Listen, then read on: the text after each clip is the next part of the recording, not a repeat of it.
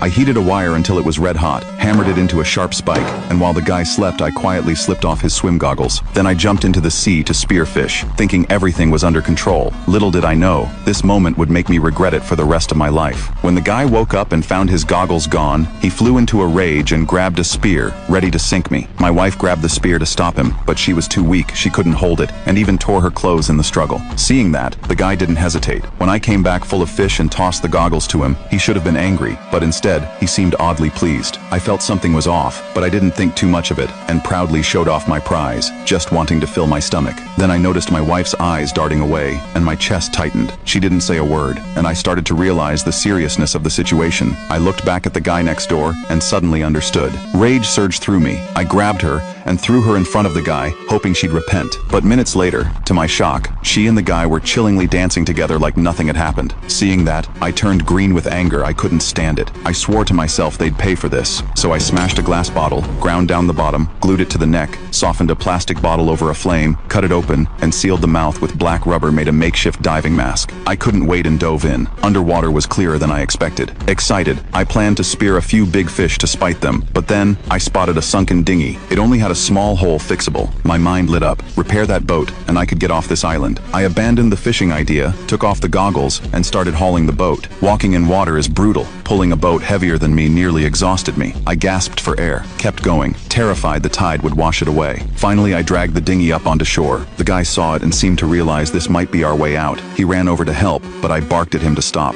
He'd humiliated me before, now he had the nerve to cozy up to me? No way. For days I worked on the boat, dreaming of leaving the island. Then my wife came to apologize, saying she did what she did to survive and begging me to take her when the boat was ready. I wasn't stupid. I didn't buy her one-sided excuse and turned away in anger. Not long after, the boat was fixed and even had a sail. Seeing the guy busy, I grabbed my spear, planning to catch a few more fish for provisions. But as soon as I hit the water, I sensed something was wrong. I surfaced and saw they had already loaded all their stuff into the dinghy. They were trying to steal my boat. Fury boiled over. I sprinted to the shore, trying to stop them, but it was too late. They'd pushed the boat into the water. I chased after them but couldn't catch up, and could only roar on the beach. Watching them sail away, my anger strangely shifted to amusement. I lay back in my chair, ready to watch the show.